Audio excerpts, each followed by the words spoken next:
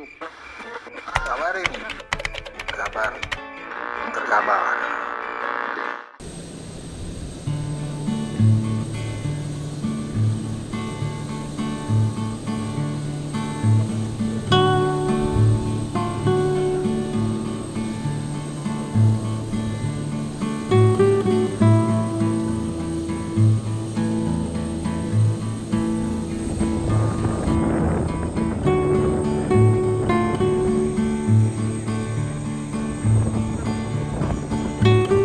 Pertemuan bilateral dengan PM Jepang, kedua pemimpin menyambut baik selesainya perundingan substantif protokol perubahan IJPA Indonesia-Japan Economic Partnership Agreement. Sebagaimana diketahui teman-teman, proses perundingan protokol perubahan ini memakan waktu yang cukup lama, sejak 2019. Saat ini tengah dilakukan proses legal scrubbing untuk penyamaan konteks bahasa hukum, dan setelah proses ini selesai akan dilakukan proses penerjemahan dan ratifikasi di parlemen sesuai prosedur masing-masing negara.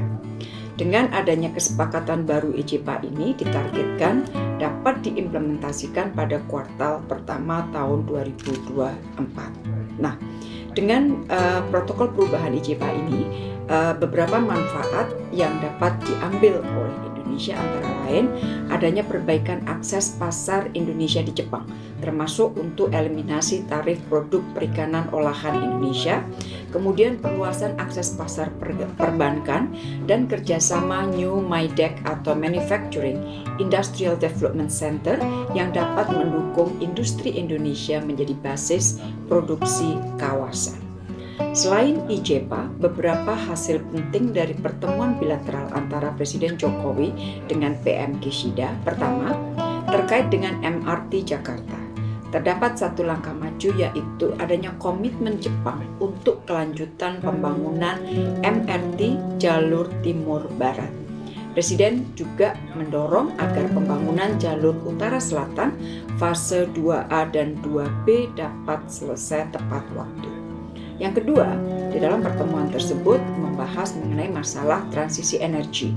Sebagai ko-inisiator Asia Zero Emission Community atau AZEC, Presiden menekankan pentingnya implementasi berbagai proyek prioritas termasuk pembangunan pembangkit listrik geothermal di Muara Laboh, kemudian proyek waste to energy di Legok Nangka, dan juga pengelolaan lahan gambut di Kalimantan Tengah. Isu ketiga yang dibahas, Presiden mengangkat pentingnya kerjasama mineral kritis dengan Jepang dan kesiapan Indonesia untuk menjadi bagian penting rantai pasok baterai EV dunia. Keempat, disepakatinya dukungan Jepang yang lebih besar bagi pembangunan ekonomi pulau terluar Indonesia termasuk untuk industri perikanan. Dalam pertemuan, Presiden juga mengangkat isu Palestina, dan bagi Indonesia, tiga hal penting yang selalu ditekankan oleh Presiden. Pertama adalah pentingnya terus mengupayakan gencatan senjata secara permanen. Yang kedua, memastikan bantuan kemanusiaan yang berkelanjutan. Dan yang ketiga, mendorong segera dimulainya proses damai untuk mencapai penyelesaian dua negara.